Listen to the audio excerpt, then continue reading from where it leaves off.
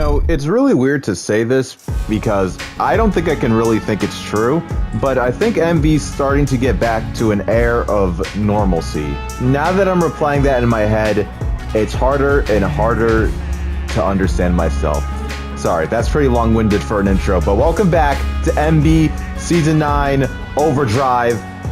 It's episode 17, and we're kicking things off with a little bit of payback. For tonight's only tag match, this is actually not related to the current search that Varsity Gold has for their next challenger. No. This is the effort of both challenger and champion. Luna Wulfe and that man right there, White Orion, have one goal in common: retribution against the woman who sneakily attacked them after their match last episode. It's not every day that Luna Wulfe willingly teams up with someone in her own endeavor.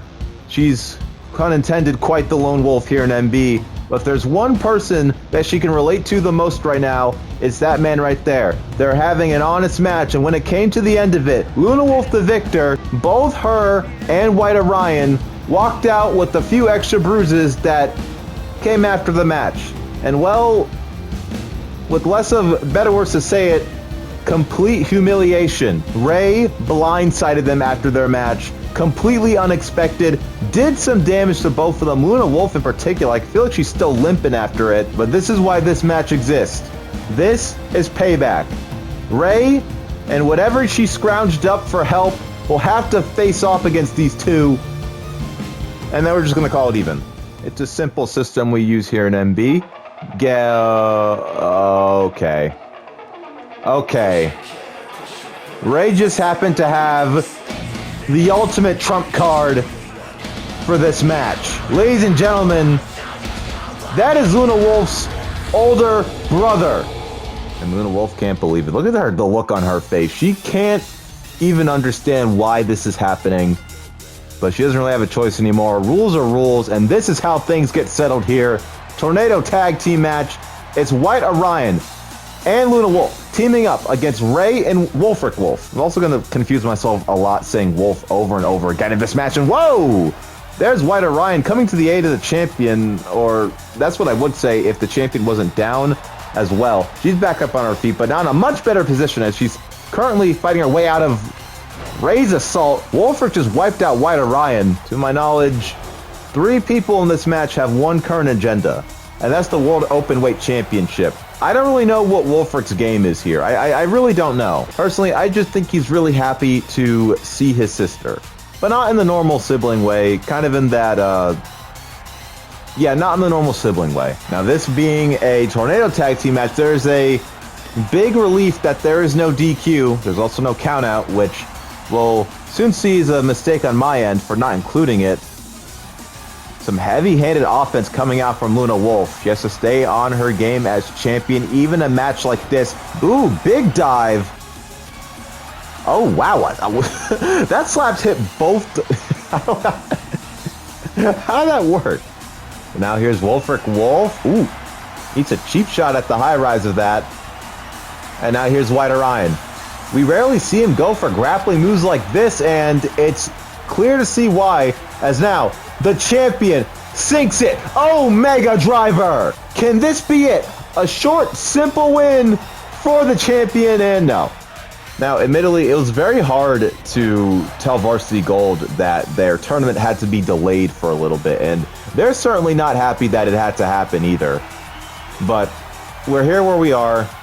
Can't really stop it now. And a power bomb from inside the ring, and it's Wulfric's turn. Can he hit his own finisher on the world champion? There it is. Coup de grace. 2 and a kick out from Luna. It's kind of weird to say this, but Ray doesn't even feel important to this match anymore. It's Wulfric in the spotlight, beating away at the world champion, his own sister, which if I haven't brought it up enough, well, yeah, that it's a thing. In fact, the last time that Luna and Wulfric were in the ring together, it was for, or at least a qualifier for, the Big Red Ruby Root. Sorry, it's so hard to say that. The Big Red Ruby Briefcase. And did I just see a nothing suplex from the corner? Yeah, the last time that Wulfric was face to face with Luna, it was a triple threat where he didn't really win, and that led to the situation we have right now with Luna being world champion, but now with lots of challengers on her plate. I mean, if Wulfe is this aggressive in this match, I can only assume that he is going for her, which is a really worst case scenario. But that worst case scenario is Wulfe, White Orion, Ray, and I'll remind you, Jarvis Dim as well. If you put Luna in that match, that's already 5 people gunning for her title. And White Orion trying to play a little bit of support. White Orion, Franklin driver! And there's the tap out! It was over in a flash, but Luna Wulfe, with that signature neck crank of hers, right behind camera, able to snag the win. The world champion and one of our challengers happy and proud here tonight. Now EDX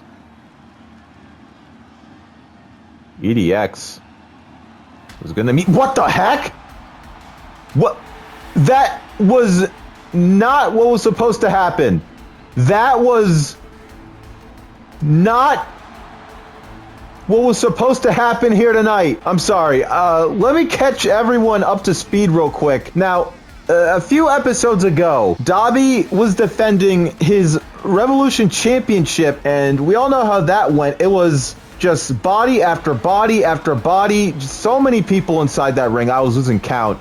And one of the people that came out to help was the Freak. The Freak assisted Dobby in retaining his Revolution Championship. And, well, we all know how EDX has been feeling about the Freak recently. His endeavors, his actions to stop him and put him away, getting a big win last episode, and that was what this was supposed to be. And that was why Dobby was coming out to the ring. He and EDX were supposed to talk about what happened, because in reality, Dobby had nothing to do with the Freak coming out. In fact, he was surprised that the Freak of anybody came out, Krabs included. EDX wanted answers, but it's clear that he's not going to be getting answers here tonight. Springtrap, other plans, the bigger one being that, well, Dobby, after Springtrap's match last episode, ambushed him with that Revolution Championship, and oh my god. And right now, we just have ourselves a brawl for the sake of brawling, as Springtrap is completely brutalizing Dobby. Hate to be the one that says this, but we have eyes on the situation. We got both parties split up, but it is not looking good for Dobby right now.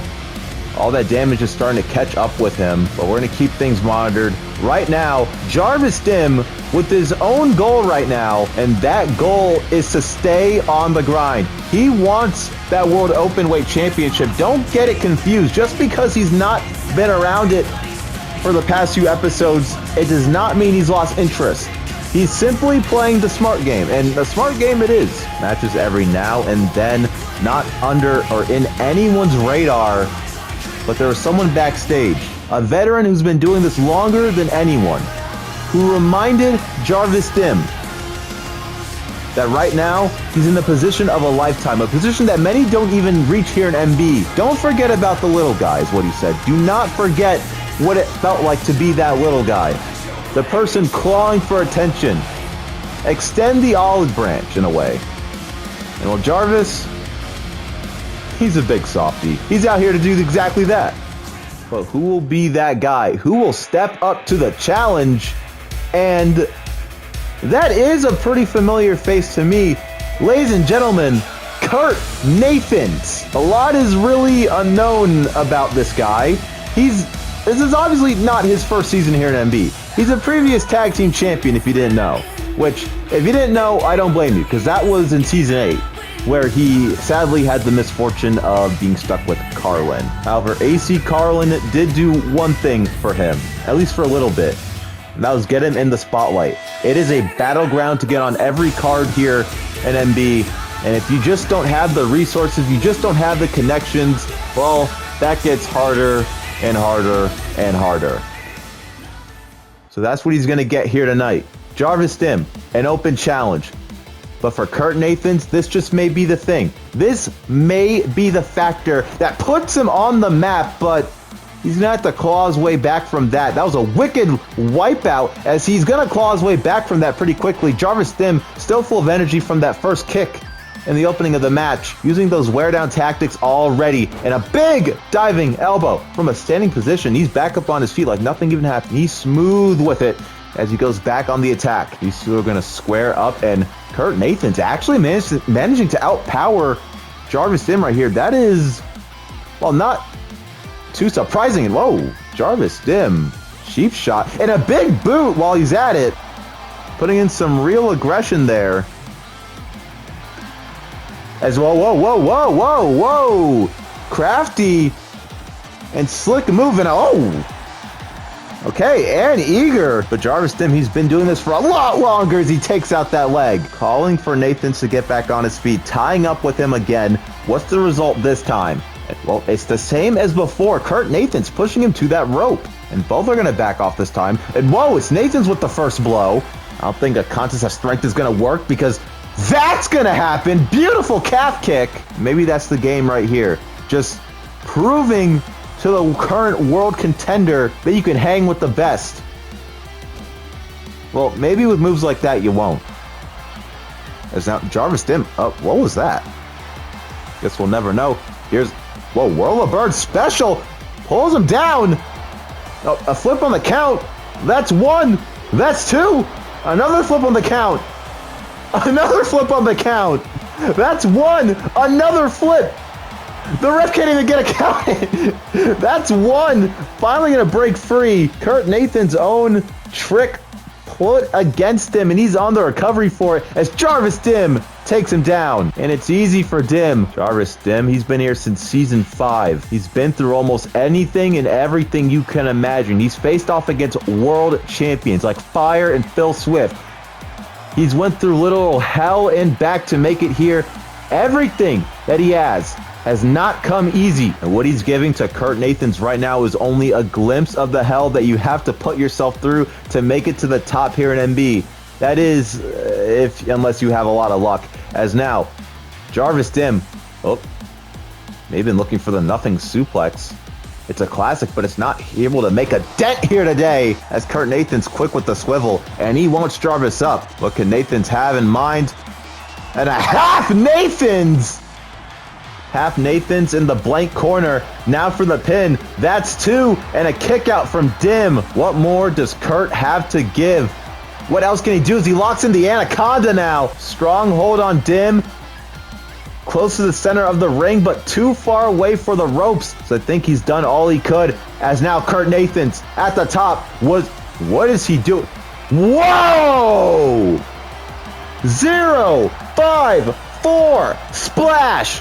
That's two, and still not enough. Inverted 450 splash for the big damage, and following it up with a double drop kick to the corner. I'm getting deja vu from when Jarvis Dim was like this.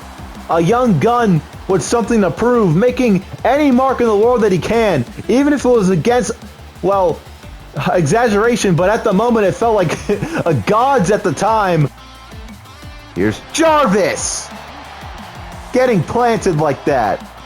That's two, and that is the match. Kurt Nathan's with one of the biggest wins of the season, the biggest upset of the season probably, as Jarvis Dim offering the hand, giving this man respect.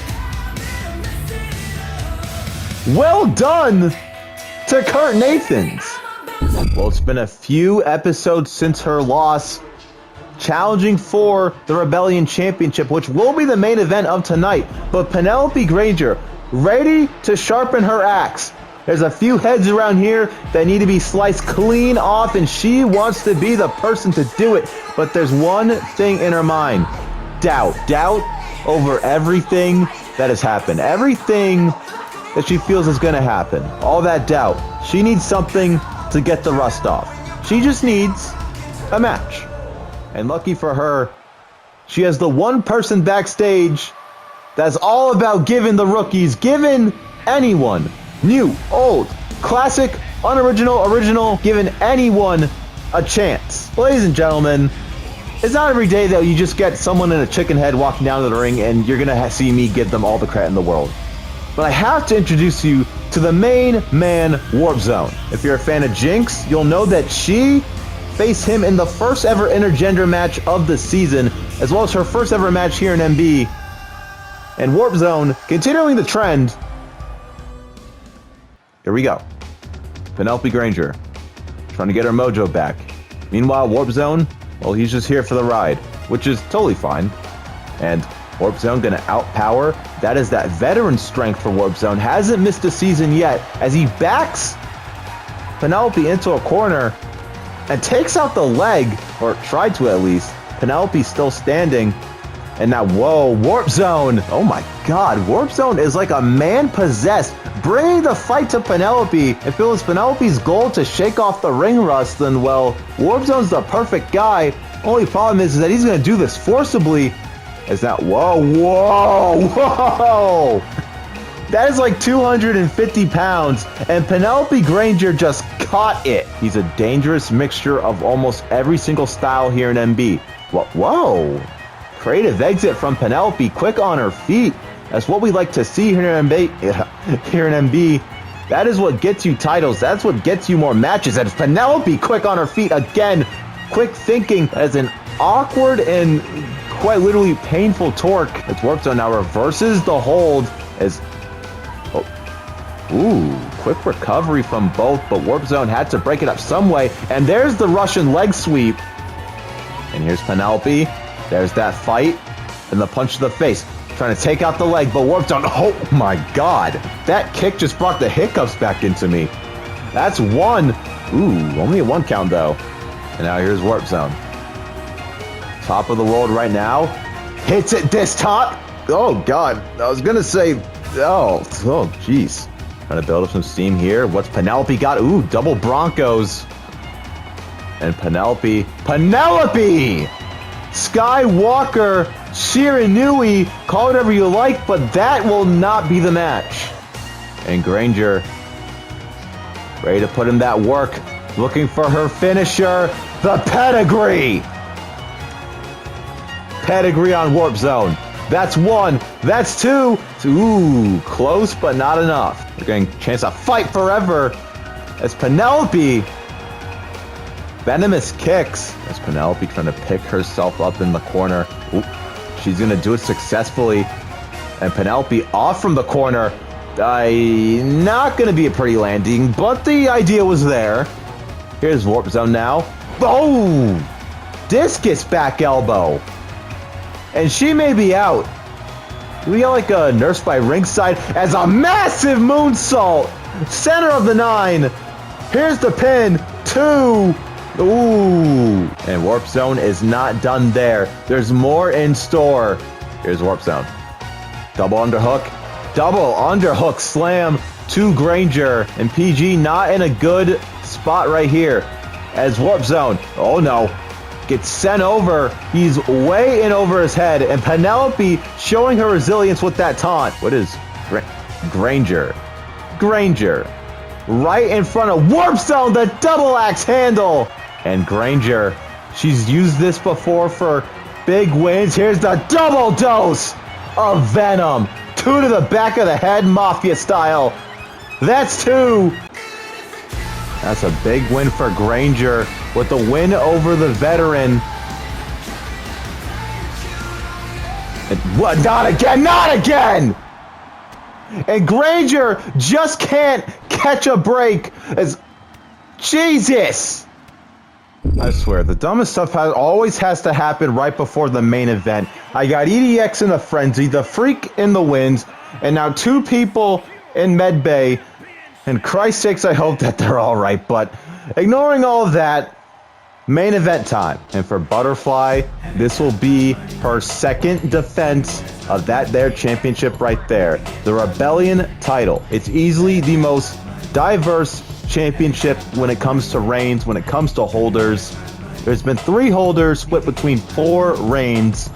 And Butterfly, well, she has the honor of being the longest reigning so far, as well as the only champion to successfully defend that title. And her challenger, well, can't really say that she's had the same record. In fact, I think she's actually just sitting on 1 win right now. 1 win, but all the confidence in the world. Word Girl with a head full of steam and a dream.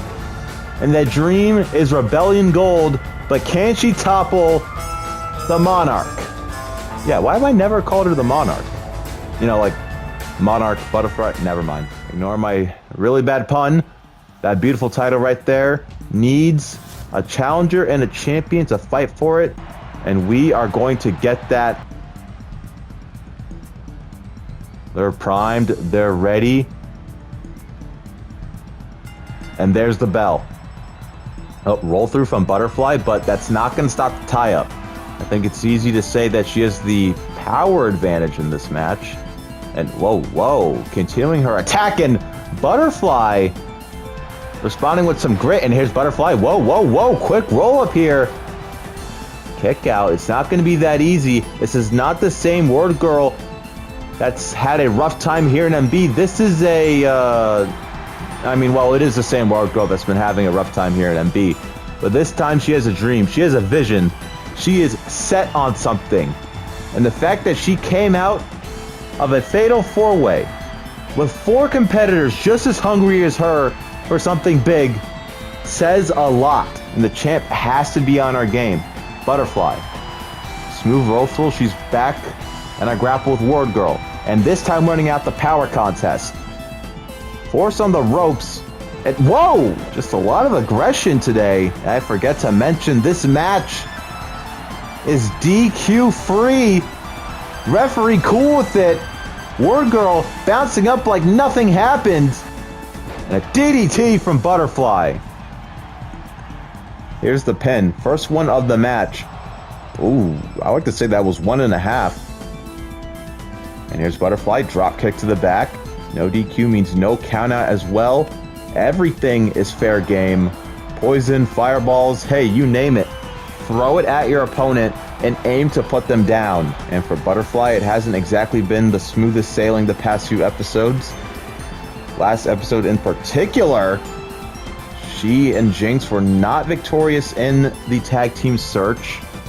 They're out of the tournament, and they'll just have to wish SpongeBob and Patrick the best of luck. Okay, I'm starting to realize now that they're counting. I guess I'm wrong about the whole no countout thing. I guess it's just no DQ. Getting some space and, getting a steel chair. Good weapon of choice. And looking to be a very effective weapon as well. But Butterfly back on her feet, but gonna hit nothing but the ground.